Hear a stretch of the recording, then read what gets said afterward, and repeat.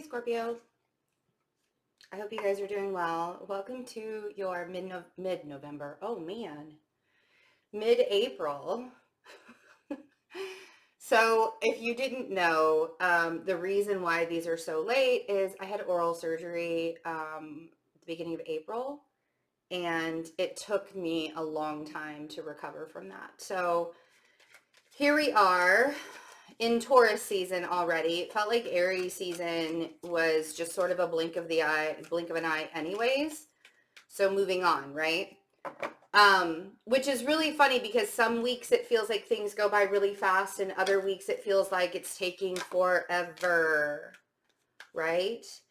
And we have to remind ourselves, this was the first card that came out when I said time is taking forever. It was the Hanged Man. So we have the Hanged Man, we have the Wheel of Fortune, and we have the Moon. I love this spread, you guys. And then there's the Queen of Cups. So you're showing up right away. You could be also dealing with a Pisces energy.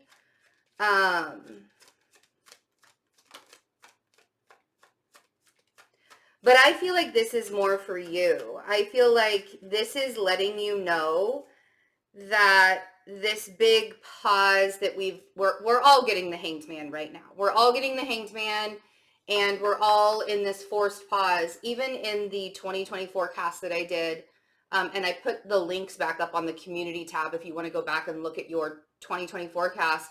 It actually tells most of the signs that they're going to be in a forced pause from March to June. So, I mean, it kind of varies between the signs, which months where I actually say you're going to be in a forced pause. But some of them I'm even saying this isn't even on a personal level. This is on like a magnitude of levels. So, but it's shifting you. And here's the thing, Scorpio, is you can't, with the moon here, you can't see the shift coming. Like, you're not supposed to know, right? And you guys being one of the most psychic signs in the zodiac, you sort of see things coming, especially if you're a Scorpio moon. You can really feel the shifts and you can really see the things coming. And the biggest part of all of this is not knowing, right? Because the moon is about the unknown. It's about the things that we're not necessarily seeing quite yet, but it is happening. I feel like you're sort of embarking on a new adventure right now, which sounds a little odd, right? There's like uncharted territory that's happening with you right now with the Fool and the Queen of Cups. It feels like you're not necessarily, it feels like you're out of your comfort zone, but you're not necessarily mad at it. You know, there's nothing really for you to be upset about. It might be a little bit challenging, but it's not horrible, you know? So let's see. Oh, yes. And the Hermit has been showing up quite a bit as well in all the readings. And yes, we know that during this pause time, allowing yourself to kind of redirect your attentions. Now, you could be dealing with a Virgo that's at a distance or not really feeling like they want to communicate with you. I would say, you know, the earth signs are going to start coming out of their shell a little bit more. And then, I mean, it's been a little scary for earth signs to come out of their comfort zone lately. So just if you are dealing with an earth sign right now, just give them a minute. They'll be fine. Just like everybody else, we're all going to be fine. But during this pause, what I love the most about the Hermit is the wise teacher. The Hermit is the one that climbs to the top of the mountain, gets all of its information from source and brings it back down to the people. And that's what you are being asked to do at the end, you know, for the remainder of April into May. Yes, we are already almost through half the year. And like we've done the majority of the majority of the first half of the year already. And it feels like, oh my gosh, I haven't accomplished anything. But is that true? Like, I want you to ask yourself, is it true that you actually haven't accomplished anything? Or are you doing the work while we're on this forced pause? Are you allowing yourself to do the work? Let's see what the Wheel of Fortune is. Let's see what that shift. Yes.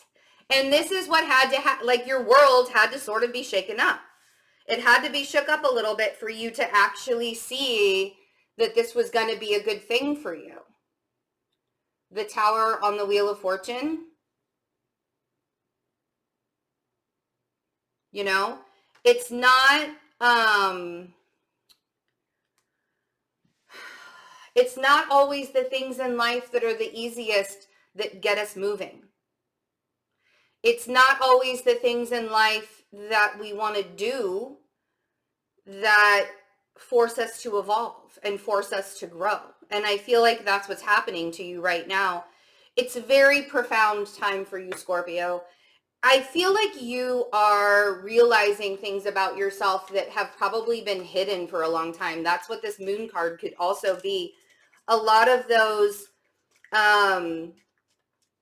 OCD qualities, the obsessive qualities, the things that you just wouldn't budge on about what you were doing. Like, and I love you guys, and I want you guys to understand that what I'm about to say to you is not to hurt your feelings. This is just some, like, Scorpios won't budge. I've raised 2 Scorpio moon sons.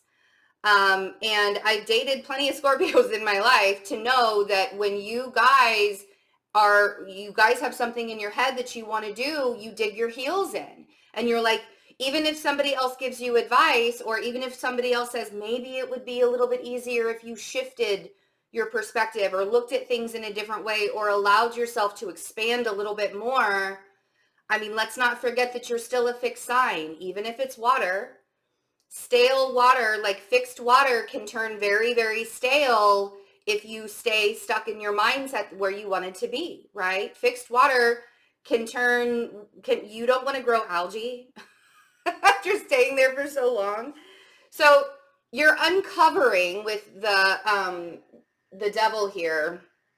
We have a lot of energies here, so you could really be dealing with any earth sign. We have Virgo and Capricorn, but the devil on the moon, I feel like there are certain things about the lessons that you're learning right now while you're in this stop mode.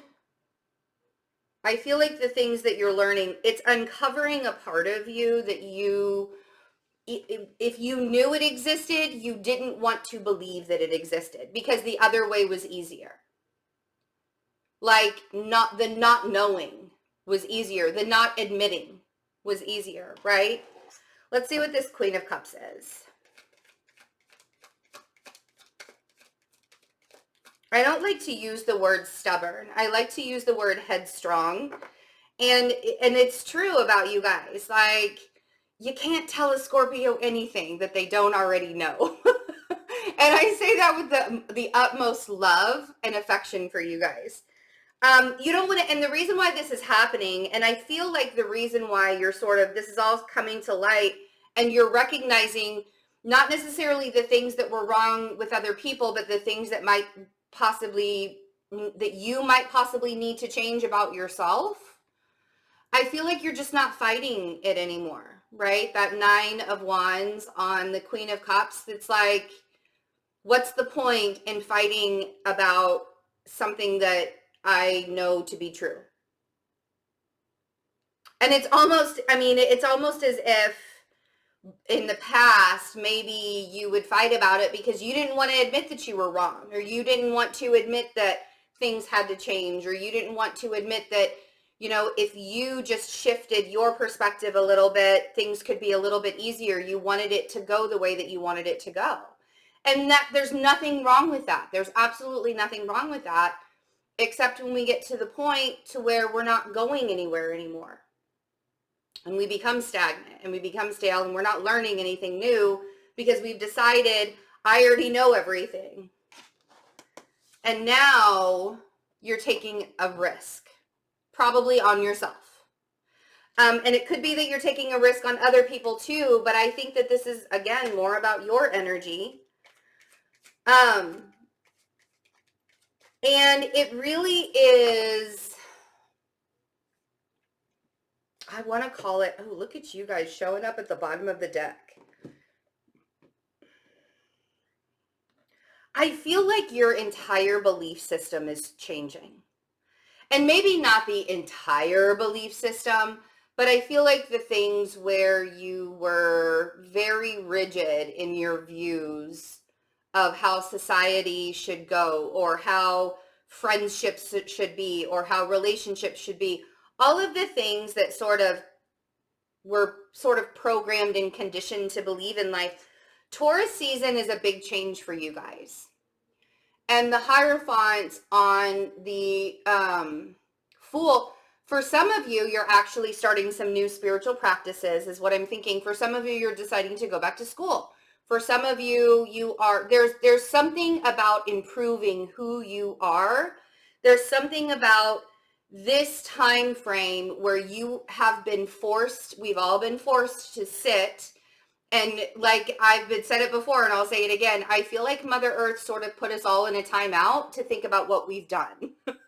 Like, go sit in the corner, think about what you've done, and then you can come back and we'll talk about it afterwards. And I feel like that's sort of what's happening right now, is you were put in the corner.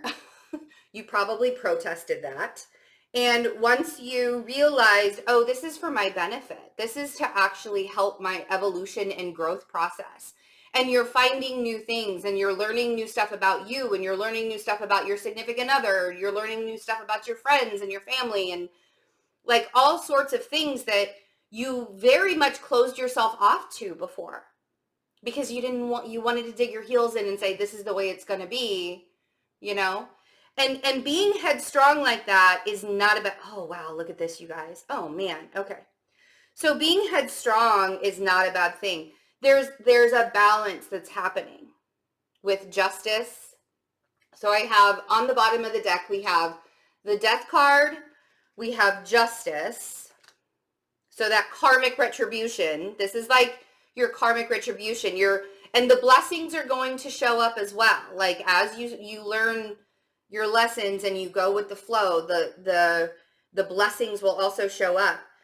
And then we have the Emperor, we have the Three of Swords, the Five of Pentacles, I almost called it the Five of Cups, and then the Two of Swords. Okay, and then we have the Knight of Cups at the bottom of the deck.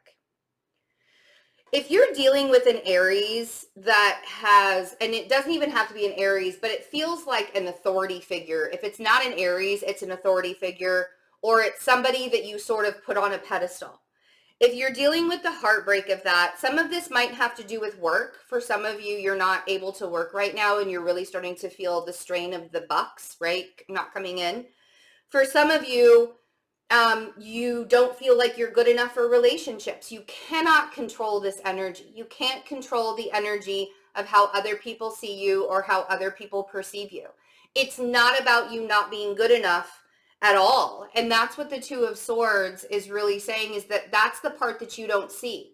It's not about you not being good enough. It's about who you're giving your love to. Because as much as we want like a particular person to be in our life, or we want to be able to give our love and affection to a particular person, that may have just been a person on your journey, and then you have to move on. It's not always going, every single soulmate that we meet in life doesn't necessarily mean they're going to be that forever person. And I guarantee you, if somebody messed with a Scorpio, they learned a very valuable lesson about not doing that as well. You see?